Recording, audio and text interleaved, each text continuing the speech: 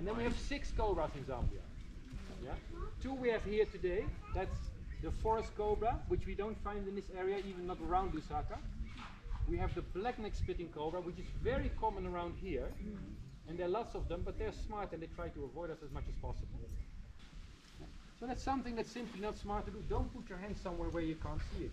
So if you're living in a rural area and you have your little house and you have, for example, bags of mealie meal and whatever it is that you have for food in a small storage room and it's dark there.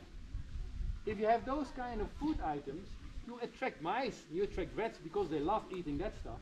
And if you get mice and rats in your house, you also attract snakes because that's their favorite food.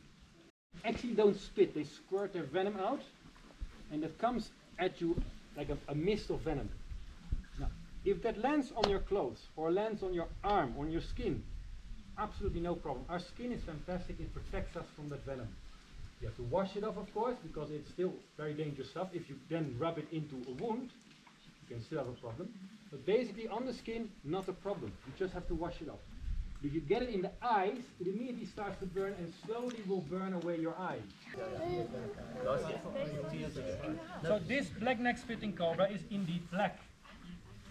But very often they're light gray or brown. Yeah?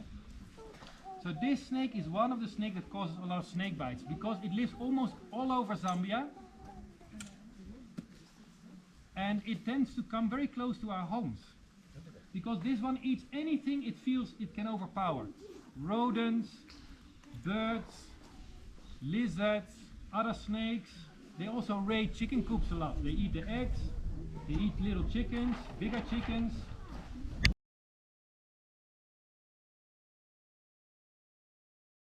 So this is the forest cobra, or as it also actually correctly is called, this is the brown forest cobra because there are now several species of forest cobras.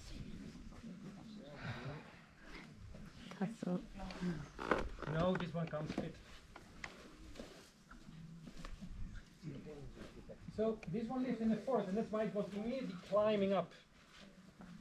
Because it wanted to climb into safety and this was something it could climb into. And sometimes they come to humans because they think, hey, that's a weird tree.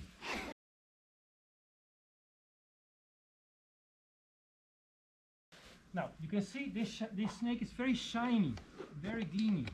You see that, as if it's wet. That's typical of this snake. Then on top of that, this snake has lines on the cheeks. Then on top of that, it's brown here and it slowly turns darker until it's black here. That's all typical of this snake. And then it has a couple of bands on the chest. Hopefully you can see that quickly. Oh.